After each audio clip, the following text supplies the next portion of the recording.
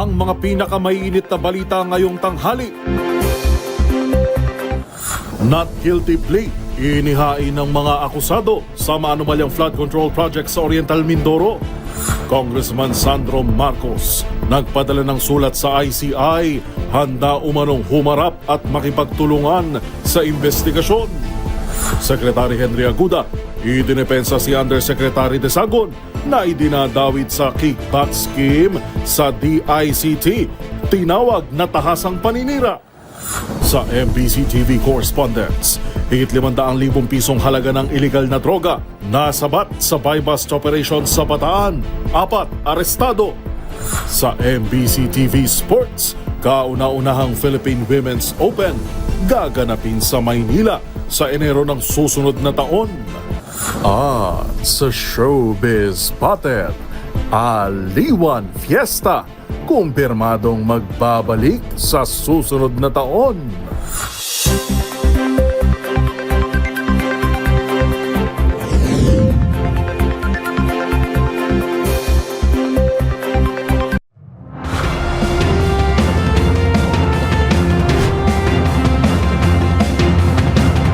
Bawat balita, makabuluhan.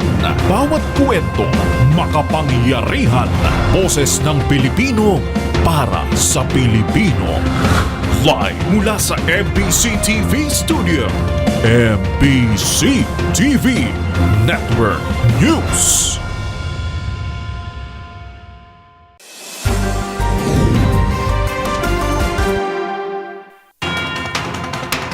Pilipinas, una sa ating mga balita. Not guilty. Ito ang inihain ng 8 sa 9 na akusado sa kasong graft sa maanumalyang flood control projects sa Oriental Mindoro sa kanilang arraignment sa Sandigan Bayan. Una sa balitang yan, si Val Gonzales. Kapwa naghain ng not guilty plea ang 8 mga akusado ng kasong katiwalian na may kinalaman sa 289.5 milyong pisong flood control projects sa Nauhan Oriental Mindoro. Sa isinagawang arraignment sa 5th Division ng Sandigan Bayan, 8 ang dumating sa korte habang hindi naman nakadalo si Juliet Calvo.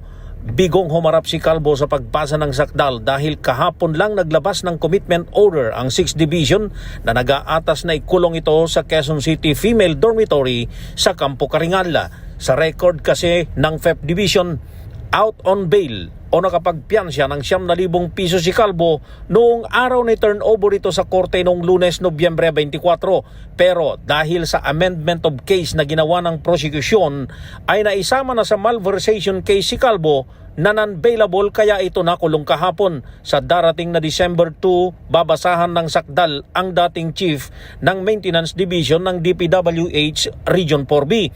Kabilang sa mga sumailalim sa arraignment ngayong araw ay kinabibilangan ni na DPWH Mimaropa Chief Gerald Pakanan, Jean Ryan Alorinaltea, Ruben Santos Jr., Dominic Serrano, Dennis Abagon, Lerma Caico, Montrexis Tamayo at Pelizardo Casuno.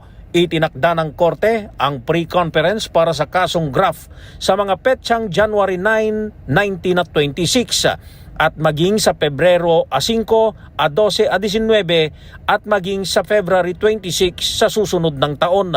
Samantala, itinakda naman ng 6th Division ng Sandigan Bayan ang arraignment ng parehong mga akusado para sa kasong malversation of fund sa ados na ng buwan ng Disyembre. Para sa MBC TV Network News, ako si Val Gonzales, DZRH, una sa Pilipinas, una sa Pilipino.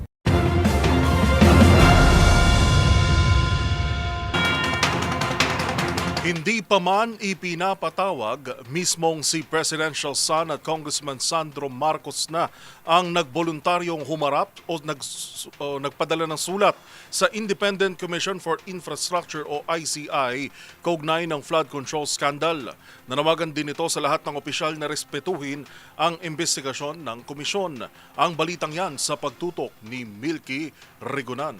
Handang humarap anumang oras sa Independent Commission for Infrastructure si House Majority Leader at Presidential son, Sandro Marcos. Voluntaryong ipinaalam ni Marcos sa ICI ang kanyang kahandaan na humarap sa investigasyon sa flood control projects at iginiit ang buong kooperasyon at respeto sa proseso. Ang kahandaan ni Marcos ay sa pamamagitan ng sulat na ibinigay kay ICI Chairperson Andres Reyes Jr. sa layuning malaman ang buong katotohanan sa flood control scam. Sabi ni Marcos, handa siyang humarap ng personal sa ICI sakaling magdesisyon ang komisyon na siya ay ipatawag. Dagdag pa ni Marcos, lahat ng maipatatawag sa ICI ay kailangang humarap at makipag-cooperate para lumabas ang katotohanan. Una nang sinagot ni Marcos si resigned ako Bicol Party List Representative Elizalde Co at sinabi niya sa mga natanggap nilang intel report nakipag-alyansa na si Co at sumanib sa agenda ng DDS para pabagsakin ang Marcos administration. Matatandaan sa pinakauling series of video ni Co, dinamay na rin ang kanyang pangalan sa issue ng budget insertions, pati ang kanyang ina na si First Lady Lisa Araneta Marcos sa umano'y issue ng katiwalian. Para sa MBC TV Network News, ako si Milky Regunan, una sa Pilipinas, una sa Pilipino.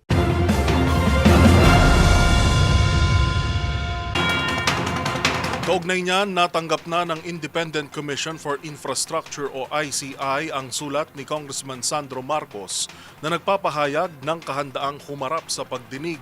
Ayon kay ICI Executive Director Attorney Brian Hosaka, pagdedesisyonan pa ng mga opisyal ng komisyon kung kailan pahaharapin ang nakababatang Marcos. Anya, depende pa rin ito kung ila-livestream ang pagsalang sa hearing o idadaan sa executive session. Matatandang inakusahan ni dating Congressman Zaldico si Congressman Sandro na tumabo umano ng higit 50 bilyong piso sa kanyang insertions.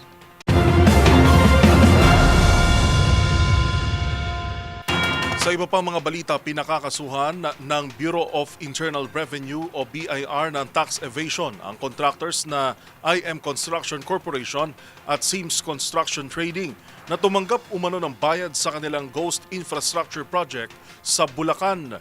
Ang pinagsamang tax deficiency ng dalawang kumpanya lumobo na sa halos 14 na milyong piso. Ang buong detalye sa ulat ni Boy Gonzales. Nagsampa ng kasong kriminal ang Bureau of Internal Revenue laban sa IM Construction Corporation, Sims Construction Trading at kanilang mga opisyal dahil sa umunit tax evasion kaugnay ng Ghost Flood Control Project sa Bulacan. Iniay ni BIR Commissioner Charolito Martin Mendoza ang mga reklamo sa Department of Justice.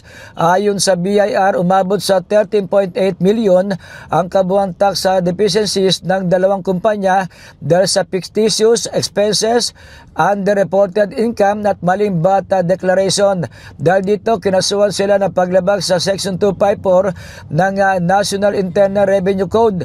Tax evasion at Section 255, willful failure to supply correct and accurate information.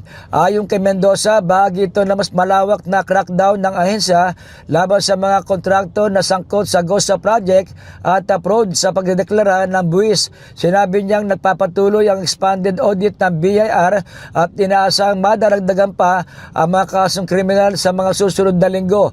Sa kabuuan, 12 criminal complaint na ang naisampa ng BIR kaugnay ng mga anomalous sa flood control project na may tinatayang 8.87 na bilyon na posibleng tax liabilities. Batay sa investigasyon, nakatanggap ang IM Construction Corporation ng bayad para sa pagtayo ng pumping station at floodgate sa Barangay Santo Rosario, Hagonoy, ngunit natuklasan walang naipatayo na anumang istruktura sa lugar. Samantala, natukoy na nakakolekta ng Sims Construction Trading ang buong bayad para sa reinforced river wall sa Barangay PL Baliwag. Ngunit sa inspeksyon ay lumabas na walang itinayong river wall sa proyekto. Para sa MBC TV Network News, ito si Boy Gonzales, una sa Pilipinas, una sa Pilipino.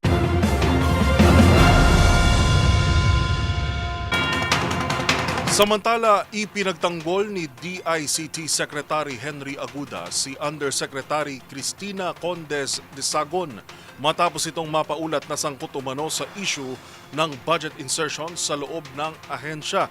Kumpiyansa ang kalihim na demolition job lamang ang paratang, lalo't malinis anya ang reputasyon ni de Sagon bago pa man ito pumasok ng DICT. Narito ang ulat ni Kyle Bullas.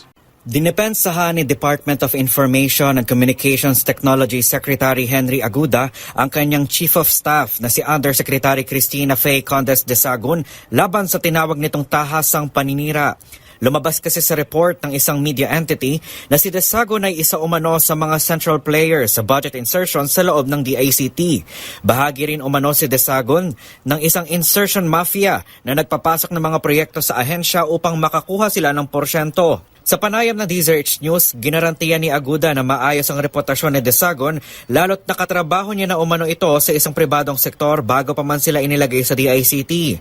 Para kay Aguda, posibleng isang paninira lamang umano mula sa mga dating tauhan ng DICT na nakikinabang umano sa mga dating overpriced ng mga proyekto. Yung bakit po, mamili po tayo. Yung pong nawalan ng kita dun sa mga dating overpriced na ngayon tama-tama na yung presyo, di ba? Yun pong mga, alam niyo po si Yusek de Sagun po yan, parang militar yan. Pag sinabi namin at nag-commit kami, magagawa ngayon yan, dapat magawa ngayon yan. Ibang klase yung pagka sa kumpanya, yan ang magaling na COO. Binigyang diin din ni Aguda na wala silang kaalaman sa naging insertion sa kanilang pondo. Paliwanag nito sa DZRH, nadatnan na lamang nila ang aabot sa 3.3 billion pesos na halaga ng amendment o insertion sa ahensya dahil first quarter na ng taong 2025 sila naupo sa pwesto. Sa kabila nito, sinabi ni Aguda na hindi nila ginamit ang anumang budget mula sa insertion dahil prioridad nila ang utilization ng budget mula naman sa National Expenditure Program. Matatandaan sa video series ni dating Congressman Zaldico, binanggit nitong may inilaan na 5 billion pesos sa ahensya mula sa 100 billion pesos na insertion umano ni Pangulong Bongbong Marcos. Tiniyak naman ni Aguda na bukas sila sa publiko para usisain ang lahat ng mga naging transaksyon ng ahensya. Para sa MBC TV Network News, ito si Kyle Bullas ng DZRH. Una sa Pilipinas, una sa Pilipino.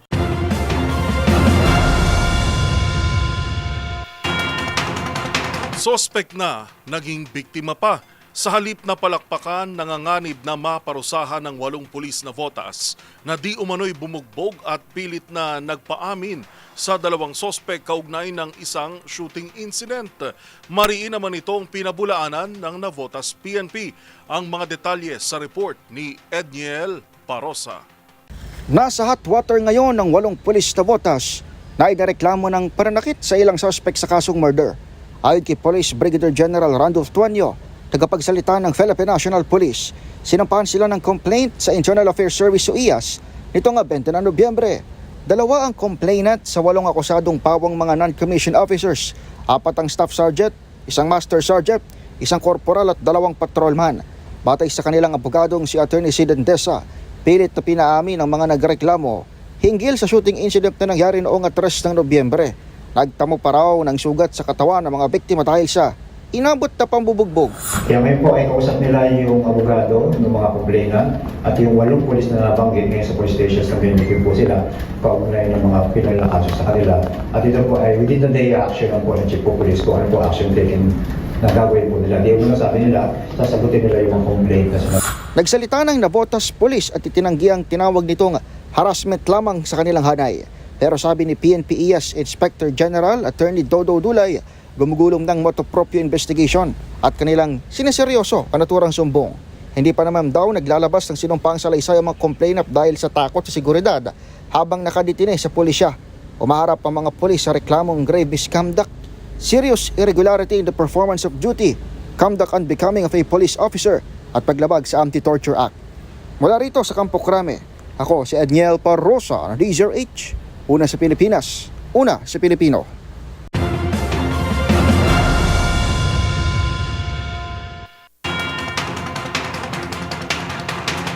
Kulang 1 buwan bago ang Noche Buena, comeback is real para sa La Loma, Quezon City, ang tinaguriang lechon capital of Metro Manila.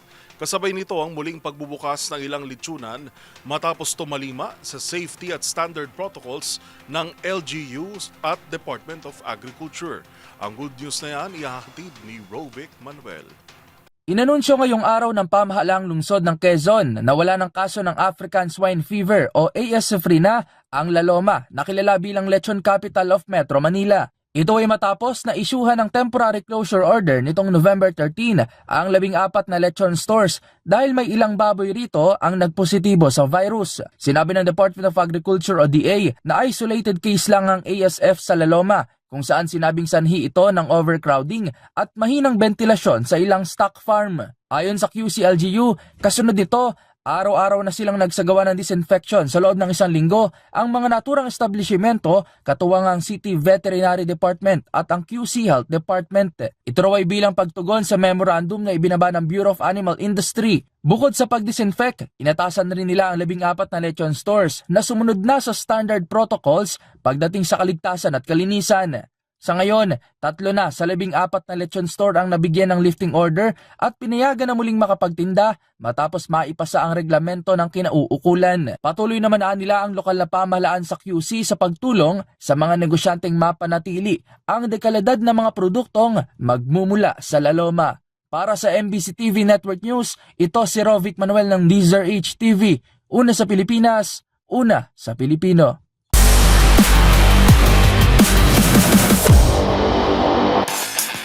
Sa mundo ng tennis, isang makasaysayang tournament ang nakatakdang idao sa Pilipinas sa kauna-unahang pagkakataon, ang Philippine Women's Open na opisyal ng bahagi ng WTA calendar at gaganapin sa Maynila sa susunod na taon. Narito si Matchpoint Millie Borja. Kumpirmado na ang gaganaping kauna-unahang Philippine Women's Open sa Maynila sa susunod na taon. Kabilang na sa opisyal na kalendaryo ng WTA ang naturang kompetisyon na magtatakda ng kauna-unahang WTA 1-5 tournament dito sa Maynila. Idaraos ang Manila Open mula January 26 hanggang 31, 2026 sa hard courts at magtatampok ng 32-player singles draw at 16-team doubles field. Ang kabuuang prize commitment nito ay nasa $115,000.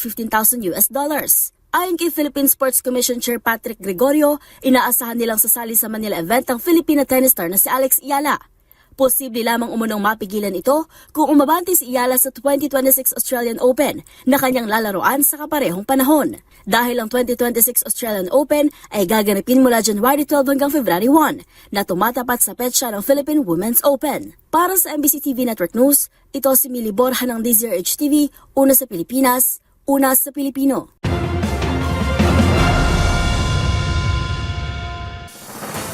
Narito mga balitang dapat ninyong abangan. Ikalawang edisyon ng Baha sa Luneta, muling ipapanawagan ang pagpapanagot sa mga sangkot sa flood control scandal. At sa Showbiz Spotted Grand Festival of Champions o Aliwan Fiesta, may comeback na sa susunod na taon. Lahat ng yan sa pagbabalik ng MBC TV Network News.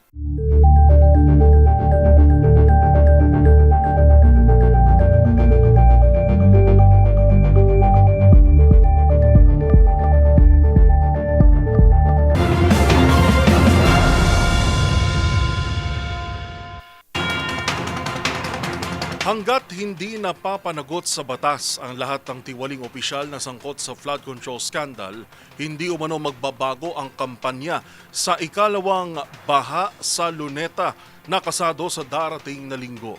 Maliban dito, bitbit din ng kilos protesta ang panawagang tuldukan na ang political dynasty sa bansa. Tinutukan yan ni Jackie Resho. Panagutin at ipakulong ang mga nasa likod ng malawakang katiwalian at korupsyon sa gobyerno at mawakasan ang korap na political dynasties. Sa panayam sa programang Damdaming Bayan kay Professor David Michael San Juan, National Convener ng Taong Bayan Ayaw sa Magnanakaw at Abusado Network Alliance o TAMA na, sinabi niyang ito pa rin ang pangunahing panawagan sa Baha sa Luneta 2.0 rally sa darating na linggo, November 30. Gayunpaman, nilirespeto ni San Juan ang panawagan ng iba pang grupong lalahok sa rally na magbitiw sa pwesto sina Pangulong Bongbong Marcos at Vice President Sara Duterte. Aming publikong panawagan ay panagutin lahat ng sangkot, lawakan at laliman ng investigasyon kahit pa makarating sa palasyo, kahit na masaklaw ang buong gobyerno kung iyon ang kailangan para malaman ang katotohanan. Pero at the same time, nirerespeto namin ang paninindigan naman ng iba naming mga kasamahan sa KBKK, na mayroon na ring ilang grupo na ang panawagan ay Marcos and Duterte resign. Okay. Lilinawin ko ho, yun ang mga naririnig nating pinapanawagan na iba nating grupong kasama. Nirerespeto namin yun. Wala kaming narinig pa sa mga grupong kasama namin na ang panawagan ay Marcos resign lang. Laging package, Marcos and Duterte resign. Ayon kay San Juan, inaasahang dadagsa sa Luneta ang higit sa 50,000 katao para sa rally sa linggo at coordinated na ito sa mga otoridad para matiyak ang seguridad at kapayapaan sa naturang aktibidad. Dagdag ni San Juan, hindi naman bahagi ng programa o kilos protesta sa Luneta ang naging insidente ng kaguluhan sa Mindiola noong September 21. Gayunpaman, may mga nakipag-usap na rin sa mga nasabing grupo na wag nang gumawa ng kahit anong makasisira pa sa imahe ng inaasahang kilos protesta sa November 30. May mga kasamahan naman kami na kinausap na yung mga tinuturing na leader nung ilan sa mga grupo na nandoon sa Mendiola. Kasi basically mga unorganized groups yung mga sinasabing na ng bato, etc. So may ginawa ng pagkausap sa mga kababayan natin na yon na tiyakin na sa November 30 ang focus natin yung pagpapanagot sa mga korap, pagwawakas sa korap na dinastiya, kasi kailangan yun ang makita ng taong bayan. Tama. So wag tayong gagawa ng bagay na maaring makasama pa sa imahe ng ipinaglalaban natin. Para sa MBC TV Network News, ito si Jackie Resio ng DZRH, una sa Pilipinas, una sa Pilipino.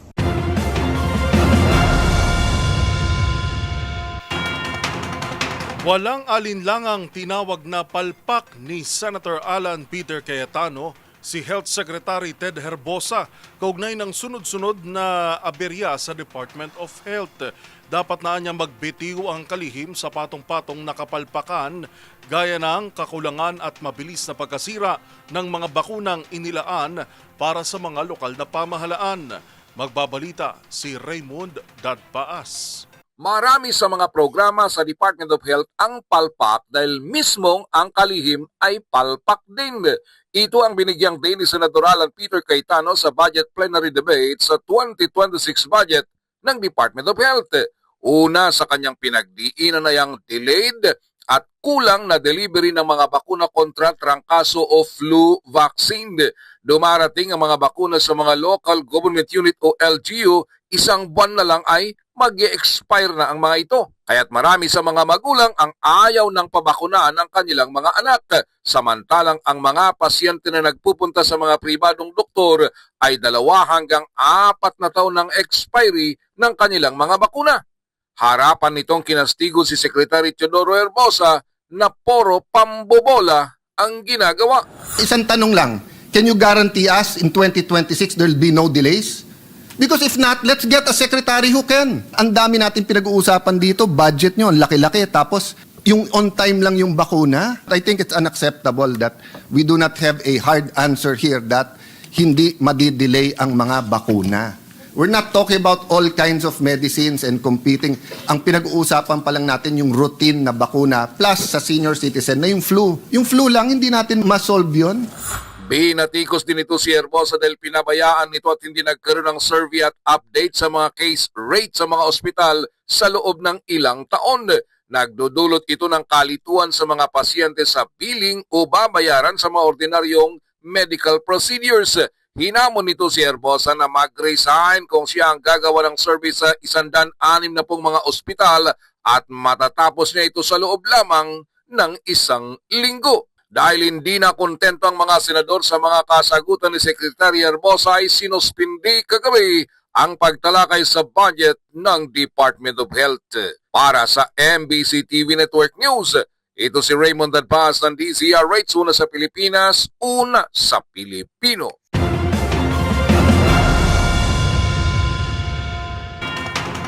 Sa iba pang balita, wala pang natatanggap na ulat ang Department of Foreign Affairs kung may Pilipinong nasaktan o nasawi sa malaking sunog na sumiklab sa magkakatabing high-rise building sa Hong Kong. Samantala, bineberipika pa ang ulat na may ilan umano ang natrap. Ang buong detalye ihahatid live ni Karen Oyong. Miss Kay. Yes, sa partner UL, posible lang may mga Filipino domestic workers ang natrap sa loob ng isang nasusunog na building. Ito ay isang residential building sa Hong Kong. Ngunit ito ay biniberipika pa ng Philippine Consulate General sa naturang teritoryo. Ayon sa Department of Foreign Affairs o DFA, ito ang natanggap ng impormasyon ng konsulado at sa kasalukuyan ay biniberipika pa nila ito. Ipinagbigay alam na rin ng konsulado ang naturang impormasyon sa mga otoridad sa Hong Kong. Samantala, kinumpirma ng konsulado na nasa kasalukuyan ay wala pang naiulat na nasawi o nasaktan sa level 5 na sunog sa isang residential complex sa Tai Po New Territories sa Hong Kong. Dahil patuloy pa rin umano ang pagpapula ng sunog ng mga otoridad, sinabi ng DFA na wala dahil sa laki at lawak ng sunog ay asahang kakailanganin ng karagdagang panahon upang makumpirma kung ilan ang bilang ng mga nasawi o nasaktan at ano ang mga nationalities ng mga biktima. Para sa MBC TV Network News, ako si RH4 Karen Oyong, nag-uulat para sa DZRH, una sa Pilipinas, una sa Pilipino. Maraming salamat, partner Karen Oyong.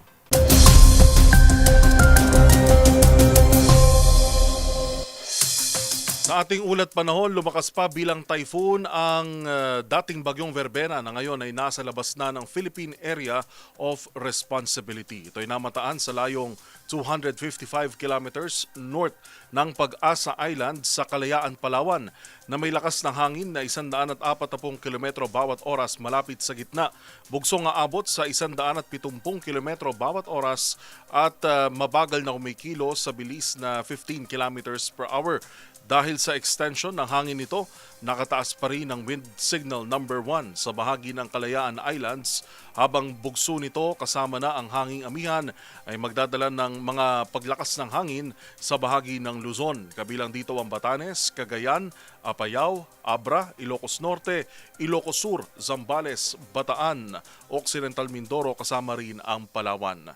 Makararanas naman ng pagulan ang Cagayan, Isabela, Apayao at Kalinga. Dulot naman ng pag-iral ng shear line habang magiging maaliwalas ang panahon sa nalalabing bahagi ng bansa maliban sa banta ng localized thunderstorms. Samantala, nakataas pa rin ang gale warning sa seaboards ng Northern Luzon, gayon din sa western seaboard ng Southern Luzon, kung kaya iwasang pumalaot ang mga maliliit na sasakyang pandagat.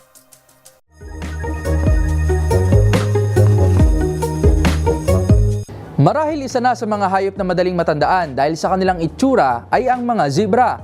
Dahil sa stripes na black and white nitong kulay sa balat, marami ang humahanga at nagtatanong kung saan nga ba nila ito ginagamit at paano ito naiiba sa mga kabayo at donkey. Alamin na this, bakit nga ba mayroong stripes na kulay ang mga zebra? Ayon sa mga pag-aaral, nabuo ang stripe patterns ng mga zebra dahil sa evolution at genetic mutation. Dahil sa kakaiba nitong patterns, patuloy pa rin ang mga debate at pagsusuri kung saan nga ba nila ito nagagamit. Una riyan ay dahil nakatutulong umano ang stripe patterns na ito sa kanila upang hindi sila papakin ng kagat ng mga insekto. Lumabas kasi sa ilang test na iniiwasan ng mga insekto ang striped surfaces kumpara sa plain na kulay na meron sa mga kabayo at donkey. Ginagamit rin daw ng zebras ang kulay na ito bilang panglito sa mga predators, lalo na kung sila ay magkakasama.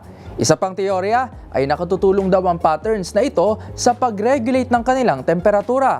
Ang itim na kulay ang nag-a-absorb ng init para sa morning chill, habang ang white stripes naman ay para sila ay malamigan pagdating ng hapon.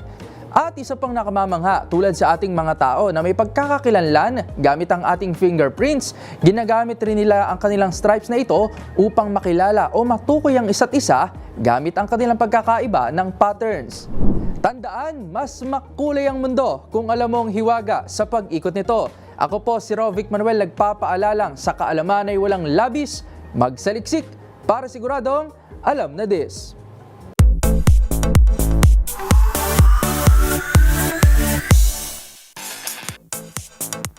Para sa mga masugid na tagapakinig at tagapanood ng DZRH at DZRH TV, na-miss nyo na ba ang tinaguriang Grand Festival of Champions na Aliwan Fiesta? Kung oo, alamin ang good news mula mismo sa presidente ng MBC Media Group sa report na ito.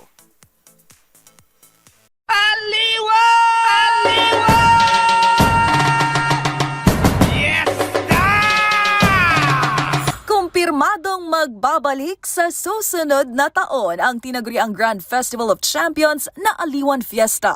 Muli nga nating masasaksihan ang mga magagarbo at mahukulay na karosa, pasiklaban sa sayawan, pangmalakas ang tugtugan at agisa ng ganda, galing at talino ng mga pambato mula sa iba't ibang panig ng Pilipinas. Ito ang kinumpirma ng presidente ng MBC Media Group na si Mr. Roberto S. Nicdao Jr. We're already planning for the 2026 Aliwan Fiesta. Nag-umpisa na mag-planning. In fact, earlier today, we started talking about where we're gonna do it, how we're gonna do it, and so forth. So definitely we'll have Aliwan Fiesta. At kapag Aliwan Fiesta ang pag-uusapan, isa rin sa mga pinaka-inaabangan ang Reyna ng Aliwan, kung saan minsan ding lumaban si Miss Universe 2025 third runner-up at Hisa Manalo bilang kinatawan ng Niyog-Yugan Festival noong 2017 at nagwaging second runner-up. And we're proud, by the way, of all our alumni from the Reyna ng Aliwan who made it big, not only in the local scene but also in the international pageant scene. So congratulations, Atisa. You made the Philippines and the Aliwan Fiesta really proud.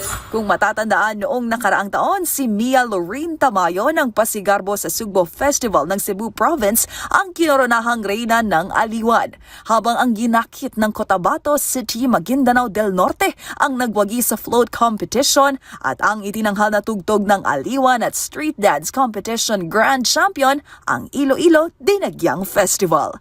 Taong 2003 nang itinatag ang Aliwan Fiesta ng MBC Media Group.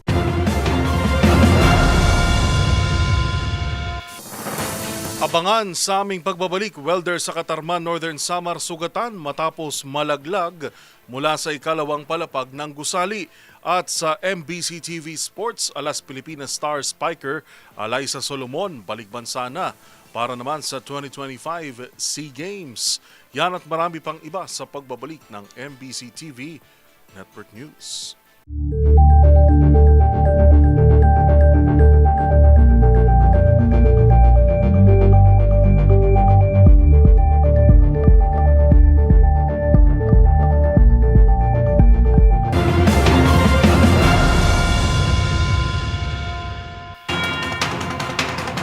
Sa pagpapatuloy ng ating balitaan, arestado ang 4 na sospek sa ikinasang buy-bust operation sa Bataan, kung saan nakumpiska ng mga otoridad ang higit 500,000 pisong halaga ng iligal na droga.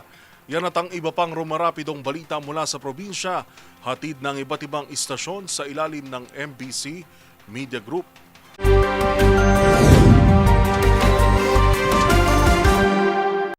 Alas 7:20 kagabi nang maaresto sa sinagawang buy-bust operation ang 4 na individual na mga tauhan ng Dinalupian PNP sa Barangay Pita, Dinalupian, Bataan. Sa ikinasang operasyon, target ang isa sa mga ito at nagpositibong makabili ang pusor buyer, habang naaktuhan naman bumabatak ng droga ang 3 sa loob ng bahay sa nasabing lugar. Nakumpiska sa operasyon ang humigit kumulang 76.1 gramo ng hininalang shabu na tinatayang nagkakalaga ito ng 517,480 batay sa standard drug price, kasama na ang iba't ibang drug paraphernalia. Kasalukuyan ng nasa kustodiya ng Dinalupian PNP ang mga naarestong suspect at kakasuhan ng paglabag sa Republic Act 9165 o ang Comprehensive Dangerous Drug Act of 2002. Muling binigyan diin ni Bataan Provincial Director Kenan Salvadora na patuloy na paigtingin ng Bataan Police ang kanilang mga operasyon at hindi titigil sa pag-aresto sa mga individual o grupo na sangkot sa paggamit at pagbebenta ng illegal na droga, lalo na ang mga kabataan, upang mailigtas sila sa masama at mapanirang epekto nito ng ipinagbabawal na droga. Para sa MBC TV Network News, RH37, Danny Kumilang, una sa Pilipinas, una sa Pilipino. Nahulog sa second floor ng building, Barangay Macagtas, Bayan ng Katarman, Northern Samar, isang welder kaninang umaga, dalas 9, habang ito ay nagwi-welding. Ayon sa responding MDRMO Katarman, naabutan nila na nasa fowler position ng biktima. Ligtas ito maliban lamang sa inindang sakit ng katawan sa ilang bahagi ng kanyang katawan. Agad naman na nagtungo ang Katarman Emergency Response Unit sa Sitio Makupa, Barangay Macagtas, Katarman, Northern Samar kung saan naganap ang nasabing insidente. Sa report ng MDRMO Katarman, ang biktima ay 31 taong gulang. Naabutan mismo ng team ng MDRMO ang biktima na inaalalayan na ng isang lalaki na naroon sa lugar. Nagsagawa ang team ng head to toe at nakitang naigagalaw naman ito ang kanyang katawan. Agad naman itong isinugod sa ospital. Mula sa MBC TV Network News, RH34 Chain Galit Bantayan ng DZRH. Una sa Pilipinas, una sa Pilipino.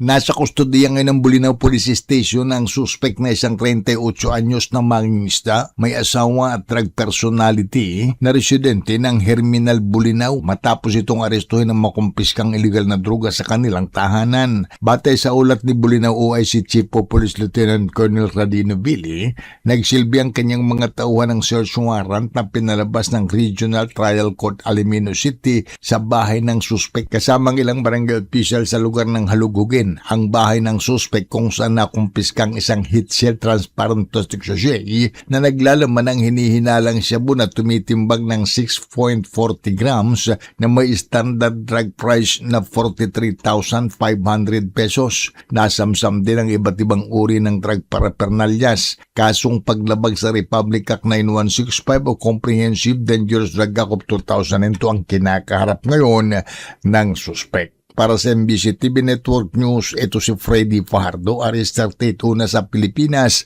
una sa Pilipino.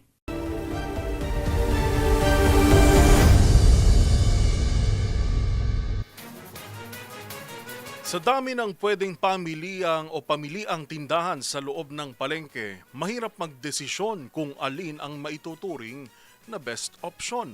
At dahil sa kompetisyong ito, nadiskubre kamakailan ang kakaibang modus ng ilang tindero sa Dagupan City kung saan binabalutan ng plastic ang kanilang ilaw nang sa gayon ay magkaroon ng ilusyon na fresh ang panindang karne. Ang buong detalye tinutukan ni Dustin Bayog.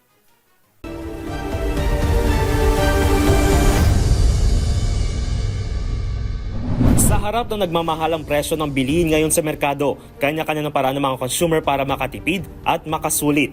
Pero paano na lang kung ang seller mismo ang pasimuno ng pananamantala? Napaulat kasi kamakailan na reklamo ng ilang meat vendors sa Dagupan City kaugnay ng paglalagay ng kanilang mga kapwa tindero-tindera ng dekolod na plastic sa mga bumbilya upang pagmukhang fresh at mamula-mula makarne na kanilang ibinebenta.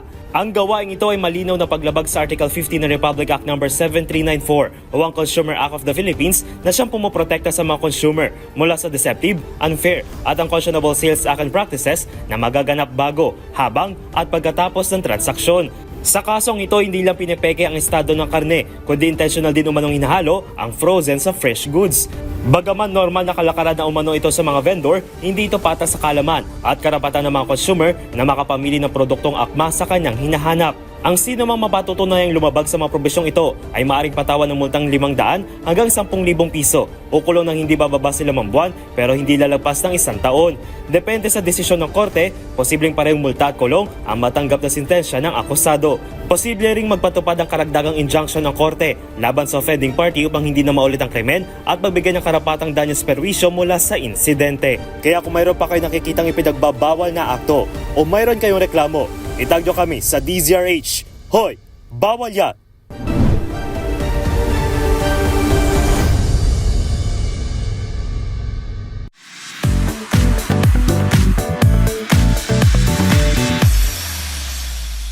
Sampung personalidad ang binigyang pagkilala sa Media Icon Awards ng Media Specialist Association of the Philippines, kabilang na ang presidente at chairman ng MBC Media Group. Pillars, Trailblazers, Champion of the Media Industry. Ganyan inilarawan ng 10 itinanghal na media icons of 2025 para sa kanilang di matatawarang kontribusyon sa mundo ng telebisyon, radyo, print at advertising. Kabilang dyan si Mr. Federico Fred J. Elizalde, chairman ng MBC Media Group na siyang may hawak ng kauna-unahang himpilan ng radyo sa Pilipinas, DZRH, gayon din ng DZRH TV, Love Radio, Yes FM, Easy Rock, Radyo Natin at Action Radyo. Kasamang dumalo ni Mr. Elizalde ang kanyang may bahay na si prima ballerina at art-to-art host Lisa Makuha Elizalde. Habang opisyal ding kinilalang media icon ng Media Specialist Association of the Philippines, ang presidente ng MBC Media Group na siya ring pinuno ng kapisana ng mga broadcaster ng Pilipinas at Ad Standards Council na si Mr. Roberto S. Nicdao Jr. Really big honor, no?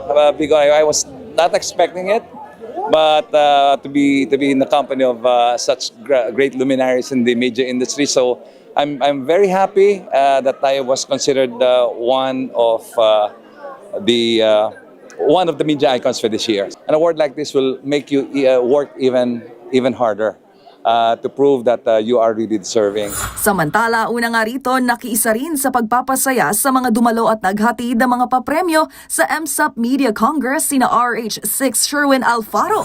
Radio stations? Love Radio, bigyan ng premium! At Matchpoint Millie Borja. Okay, ate. Anong pangalan mo? Yana. Ngayong araw, nagpapatuloy ang MSUP Media Congress 2025 Synergia Human Connection meets Media Evolution sa Juan Ayala sa Makati. Para sa MBC TV Network News, ito si Angelica Cosme ng DZRH TV, una sa Pilipinas, una sa Pilipino.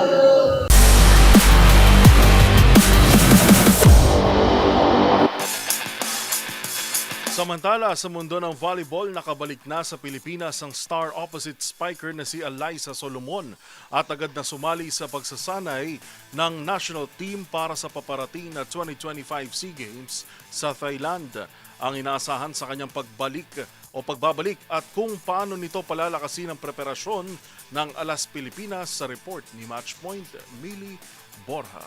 Nakabalik na sa bansa ang star opposite spiker ng Pilipinas na si Alyssa Solomon at kasalukuyang kasama na sa pagsasanay ng national team para sa 2025 Southeast Asian Games sa Thailand. Kinumpirma ng Alas Pilipinas Volley ang pagdating ni Solomon nitong Martes. Panandaliang itinigil ng National University Product ang kanyang campaign sa Japan SV League kasama ang JT Marvelous upang makaisa sa preparasyon ng national team. Ayon sa Alas Pilipinas, makakasama na si Solomon sa pag-iensayo ng iba pang miyembro ng kupunan habang patuloy ang paghahanda para sa biennial meet. Welcoming development ito para sa team habang naghihintay pa ng ilang player na kasalukuyang lumalahok sa 2025 PVL Reinforced Conference. Matapos malagas ang Signal at Capital One sa quarterfinals, inaasahan namang dudugtong sa build-up ang kanila pang ibang manlalaro kabilang sina Don Katindig, Vanny Gandler, Bella Belen at Leila Cruz. At yun ang mga latest updates sa mundo ng sports. Para sa MBC TV Network News, ito si Millie Borja ng DZRH TV, una sa Pilipinas, una sa Pilipino.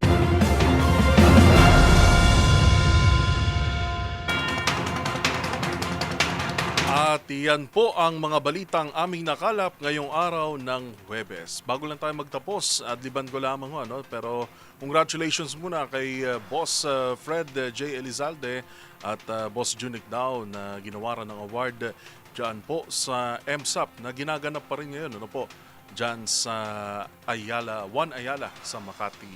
At kunin ko na rin opportunity po para magpasalamat sa lahat ng bumubuo ng People's Management Association of the Philippines o PMAP sa iginawad naman po sa aming programa na DZRH Boom Balita bilang Best Radio News Program sa 13th PMAP Makatao Awards for Media Excellence. Sa ngalan po ng mga bumubuo ng programa and of course sa aking tandem na si Kyle Bulias at maraming salamat po sa PMAP Makatao Awards sa pagkilalang ito.